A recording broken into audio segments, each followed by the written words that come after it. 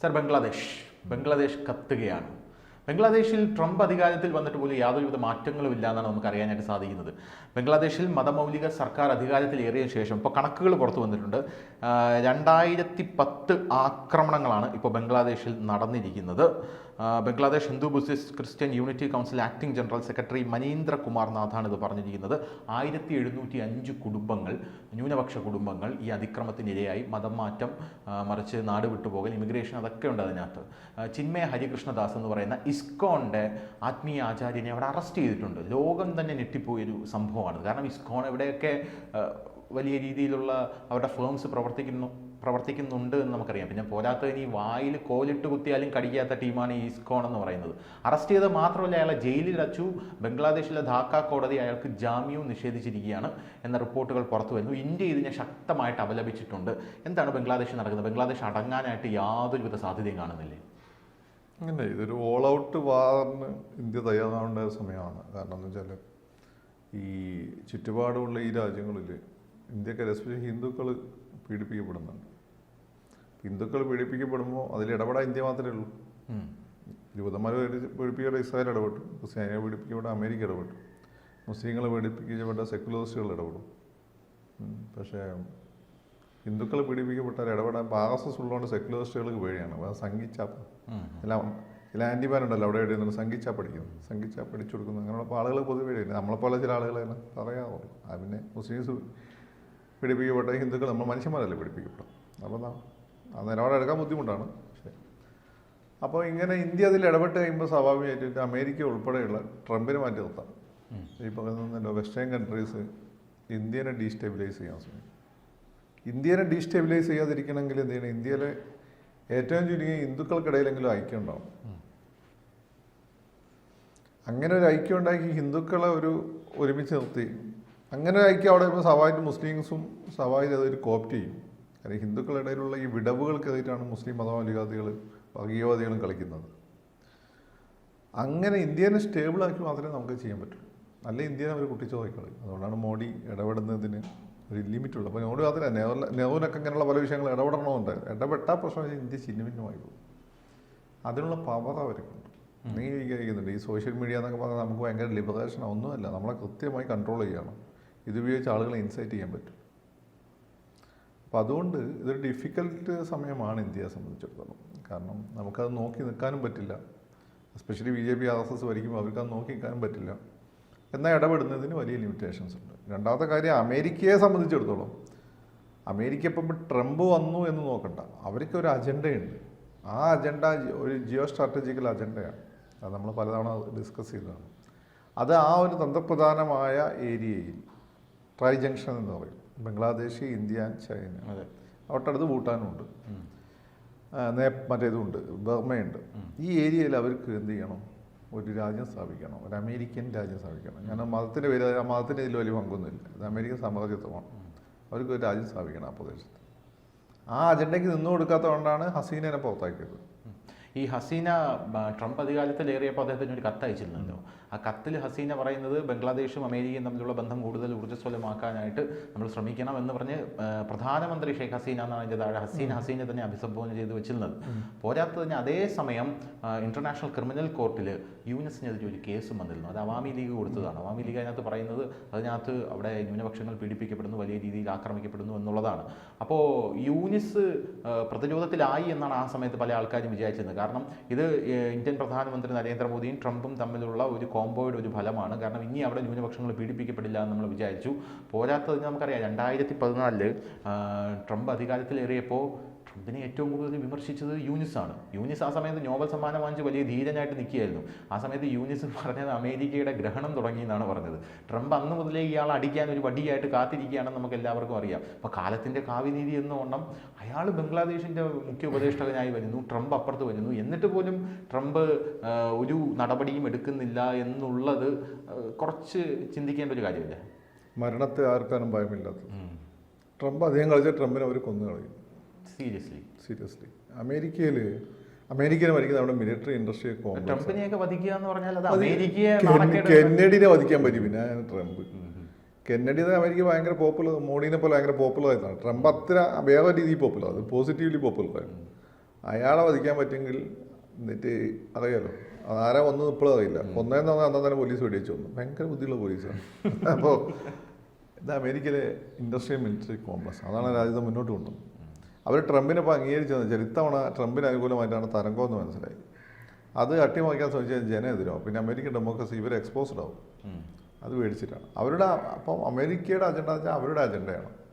ആ അജണ്ട നടപ്പിലാക്കുന്ന ആളാണ് ആര്? യൂനിസ് പോലെയുള്ള ആളുകൾ. യൂനിസിന് അത് അമേരിക്ക പ്രതിദാനം ചെയ്യുന്ന പ്രത്യേക മതത്തോടോ താല്പര്യം ഉണ്ടായിട്ടൊന്നല്ല. അമേരിക്ക പ്രതിദാനം ചെയ്യാൻ മതത്തല്ല പ്രതിദാനം, അതിൻ്റെ സാമൂഹികത്തെ താല്പര്യത്തെ, അമേരിക്കയുടെ സാമൂഹിക താല്പര്യം മതത്തിൻ്റെ രൂപത്തിൽ. അങ്ങനെ തന്നെ ഇത്തരം ഇതിൽ നമ്മൾ കൃത്യമായ ക്ലാരിറ്റിയോടുകൂടി പറയണം. അപ്പോൾ അവരുടെ ഏറ്റവും വലിയ ശത്രുവാണ് ഈ യൂനിസ് ആൻഡ് ഹിസ് വിങ് ഇസ്ലാമിസ്റ്റുകൾ. പക്ഷേ ഇപ്പോൾ അവർക്ക് ഇന്ത്യക്കെതിരെ, കാരണം അവർക്ക് അങ്ങനെ നിലപാടെടുത്തത് കൊണ്ടാണ് അവർക്ക് ഈ പോപ്പുലർ ആയാലും ഷെയ്ഖ് ഹസീനെ പുറത്താക്കാൻ പറ്റി. കുറേ തെമ്മാടിക്കൂട്ടങ്ങൾ, ആ തെമ്മാടിക്കൂട്ടങ്ങളെ കേരളത്തിലെ ഓരോരുത്തർ ആഘോഷം നടക്കുന്നുണ്ട്. ഇവനൊക്കെ കൈകാര്യം ചെയ്യേണ്ട സമയം കഴിഞ്ഞു. മനസ്സിലായില്ലേ? അപ്പം ആ തെമ്മാടിക്കൂട്ടങ്ങളെ വളരെ എളുപ്പത്തിൽ തള്ളിക്കളയാൻ ട്രംപിന് പറ്റില്ല. ട്രംപിനും ജീവനിൽ കൊതിയില്ല. ഈ ട്രംപിനെ വെടിവെച്ച് കൊല്ലും അവരെന്ന് പറഞ്ഞല്ലോ, ഈ ആരാണ് അവർ? അമേരിക്കയിലെ മിലിറ്ററി ഇൻഡസ്ട്രിയൽ കോംപ്ലക്സ്. നിനക്ക് വേണമെങ്കിൽ ചുരുക്കി ഇല്യൂമിനാറ്റി എന്ന് പറയും. അങ്ങനെ സംഭവം ഉണ്ടോ? ഇല്യൂമിനാറ്റി അല്ല, ഇല്യൂമിനാറ്റി പറയുന്നത് വേറാണ്. വേറെ ഇല്യൂമിനാറ്റി ഒരു ബുദ്ധിജീവിയുടെ സംഘമായിരുന്നു. പക്ഷെ അമേരിക്കയിലെ ഇൻഡസ്ട്രീനെയും മിലിറ്ററിനെയും, വലിയ ഇൻഡസ്ട്രി മിലിറ്ററി ഈ ഒരു കോംപ്ലക്സിനെ അതിനെ സ്വാധീനിക്കുന്ന അതിൻ്റെ ഉടമസ്ഥരായിട്ടുള്ള ഒരു വിഭാഗമുണ്ട്. അവർക്ക് രാജ്യമൊന്നും പ്രശ്നമില്ല. തൽക്കാലം അവർക്ക് അമേരിക്കയാണ് അവർക്ക് പറ്റിയ സ്ഥലം എന്നുള്ളതാണ് അമേരിക്ക അവർ യൂസ് ചെയ്യുന്നത്. മുമ്പായാലും യൂറോപ്പായിരുന്നു. അപ്പോൾ അവരാണ് കാര്യങ്ങൾ തീരുമാനിക്കുന്നത്. അമേരിക്ക എന്ത് ചെയ്യണമെന്ന് അമേരിക്കയാണ് ലോകത്തിൻ്റെ കാര്യങ്ങൾ തീരുമാനിക്കുന്നത്. ഈ ഇസ്കോണിനെ പറ്റി പറയുമ്പോൾ സാർ, ഇസ്കോൺ എന്ന് പറയുന്ന സംഘടന എല്ലായിടത്തും പ്രവർത്തിക്കുന്ന ഒരു സംഘടനയാണ്. യഥാർത്ഥത്തിൽ ഇവർ മറ്റു മതങ്ങൾക്ക് ഒരു ഭീഷണിയായി വരുന്നുണ്ട്. ഞാൻ വായിച്ചിട്ടുണ്ട്, ഈ റഷ്യയിലടക്കം ഈ ക്രിസ്ത്യൻ പള്ളികൾ അവിടേക്ക് ആളുകൾ പോകാതായിരുന്നപ്പോൾ ഇസ്കോൺ അത് ഏറ്റെടുക്കുന്നു. റഷ്യ ഉടനെ തന്നെ ഒരു ഹിന്ദു രാഷ്ട്രമായി മാറാനുള്ള സാധ്യതയുണ്ട് എന്നൊക്കെ ഞാൻ കേട്ടിട്ടുണ്ട്. അതിലേക്ക് എന്തെങ്കിലും വസ്തുതയുണ്ടോ? അല്ല, ഇസ്കോൺ ഇവർക്കൊരു ഭീഷണിയാണ്. ഇസ്കോൺ ഈ പറയുന്ന അമേരിക്ക ഉണ്ടുമടുത്ത ആളുകളുടെ ഇടയിൽ അവർക്കെന്ന് വെച്ചാൽ ജീവിതത്തിൻ്റെ ഈ മറ്റേ ആകാന്തപുരാനിലെ ജഗന്നാഥനെ പോലെയാണ്. മറ്റു തലങ്ങൾ അന്വേഷിക്കുന്ന ആളുകളാണ്. ജഗന്നാഥൻ കഷ്ടപ്പാടക്കണ ആവശ്യത്തോട് കാശിൻ്റെ ഒരു മൂല്യം ഇത്രയേ ഉള്ളൂ എന്ന് മനസ്സിലാക്കിയ ഒരാളാണ്. അതുപോലെ ഈ സായിപ്പിനൊക്കെയാണ് ഈ പറയുന്ന പോലെ ഇന്ത്യയുടെ ഭക്തി മൂവ്മെൻറ്റിൻ്റെ അല്ലെങ്കിൽ ഇന്ത്യൻ ഫിലോസഫിയുടെ അർത്ഥം മനസ്സിലാവും. നമ്മളിതെന്താന്ന് പഠിപ്പിച്ച തന്നെ സായിപ്പാണ്. അല്ല, നമ്മളെ ആളുകളൊന്നും അല്ല. അറിയാലോ, ബ്രിട്ടീഷുകാർ ആകപ്പാടെ വന്നതിൻ്റെ ഒരു ഗുണമെന്ന് വെച്ചാൽ ഇന്ത്യക്കാരെന്താന്ന് പഠിപ്പിച്ചത് ബ്രിട്ടീഷുകാരാണ്. അല്ല, ഇവിടെ ജാതി മതമായിട്ട് കിടക്കുകയായിരുന്നു, ജാതിയായിട്ട് കിടക്കുകയായിരുന്നു. അല്ല, അതവർ കൂടുതൽ വിഭജിക്കുകയല്ലേ ചെയ്തത്? അല്ല, അതൊക്കെ അവർ വേറെ ചെയ്തിട്ടുണ്ട്. പക്ഷേ ആദ്യമുള്ള മാക്സ് മുള്ളർ തുടങ്ങിയ ആളുകൾ അവർക്ക് വേറെ ഉദ്ദേശമൊക്കെ ഉണ്ടായിരുന്നു. അവർക്ക് ഭരിക്കാൻ വേണ്ടി അതിനെ പഠിച്ചു. മാക്സ് മുള്ളർ പക്ഷേ ജർമ്മനാണ്. അയാൾക്ക് സംസ്കൃതം പോലും അറിയത്തില്ല എന്നാണ് ഇവിടെയുള്ള ഇന്ത്യയുടെ വലിയ വിചക്ഷണന്മാർ. അയാൾക്ക് സംസ്കൃതം അറിയില്ല എന്നുള്ളതല്ല. അയാളാണ് ഈ ഗർഭിണിക്ക് മറ്റേ പശു മാംസം കഴിക്കാമെന്നൊക്കെയുള്ള ശ്ലോകങ്ങൾ ദുർവ്യാഖ്യാനം ചെയ്തെന്നൊക്കെ പറയുന്നുണ്ട്. അത് അവർ പറയുന്നതല്ല, എനിക്കറിയില്ല അതിനെപ്പറ്റി. അങ്ങനെ ഒരു ഇവരൊക്കെ കുറേയൊക്കെ ഇൻ്റലക്ച്വൽ ഇൻറ്റഗ്രിറ്റി ഉള്ള ആളുകളാണ്. അവരൊരു ക്രിസ്ത്യൻ അജണ്ടയൊക്കെ പലർക്കും ഉണ്ടായിരുന്നു. എങ്കിലും പൊതുവെ ഇൻ്റലക്ച്വൽ ഇൻറ്റഗ്രിറ്റി ഉള്ള ആളുകളായിരുന്നു. യൂറോപ്പിലെ നവോത്ഥാനത്തിൻ്റെ പ്രൊഡക്റ്റുമാണ്. അപ്പോൾ ആ ഒരു കാലഘട്ടത്തിൽ പിന്നെ സർ വില്യം ജോൺസ് ഒക്കെയാണ് ഇവിടെയുള്ള സംസ്കൃത ഗ്രന്ഥങ്ങൾ ഇംഗ്ലീഷിലേക്ക് തർജ്ജമ ചെയ്യും. അതുവരെ ഈ സംസ്കൃത ബ്രാഹ്മണർക്കും ഒരു വിഭാഗം ക്ഷത്രിയർക്കും കേരളത്തിലാണ് കുറച്ച് നായന്മാർക്ക് മാത്രം പഠിക്കാൻ പറ്റിയ സാധനമായിരുന്നു. കേരളത്തിൽ ക്ഷത്രിയരില്ലാത്തതുകൊണ്ട് നായസിന് ആ സ്റ്റാറ്റസ് കൊടുക്കും. ബംഗാളിൽ കായസ്ഥാസ്, നമ്മുടെ വിവേകാനന്ദൻ്റെയൊക്കെ ഗ്രൂപ്പ്. ഞാൻ പറഞ്ഞു വരുന്നത് എന്താണെന്ന് വെച്ചാൽ, അപ്പോൾ അവരത് ട്രാൻസ്ലേറ്റ് ചെയ്ത് പിന്നെ ഇംഗ്ലീഷ് മീഡിയം എന്ന് പറഞ്ഞ മീഡിയ ഇവിടെ കൊണ്ടുവന്നു. എല്ലാ ആളുകളും അത് പഠിച്ചു. അതിനുശേഷമാണ് നമ്മൾ ഇത്രയും വലിയ സംഭവം മനസ്സിലാക്കിയത്. അല്ലെങ്കിൽ ബ്രാഹ്മണൻസിനെ അറിയില്ലായിരുന്നു. ഇവിടെ അവരല്ല, ബ്രാഹ്മണൻസാണ് ദുർവ്യാഖ്യാനം ചെയ്ത് ജാതി വ്യവസ്ഥ കൊണ്ടുവന്നു, തൊട്ടുകൂടായ്മ കൊണ്ടുവന്നു, തീണ്ടിക്കൂടായ്മ കൊണ്ടുവന്നു. നമ്മളെത്രയും ഡിവൈഡ് ചെയ്ത് നിർത്തിയും ബ്രിട്ടീഷുകാർക്കും പുറത്തുള്ള ആളുകൾക്ക് എളുപ്പം നമ്മളെ കീഴടക്കാവുന്ന രീതി സൈക്കോളജിക്കലായി നമ്മളെ പാവപ്പെട്ട ശൂദ്രനായ മനുഷ്യൻ പോലും അല്ലാത്ത അവസ്ഥയിലേക്ക് മാറി. അങ്ങനെ സംഭവം ഇവിടെ ഉണ്ടായിരുന്നല്ലോ. ഉണ്ടായിരുന്നു. അതെനിക്ക് ഡൗട്ട് ഉണ്ട്.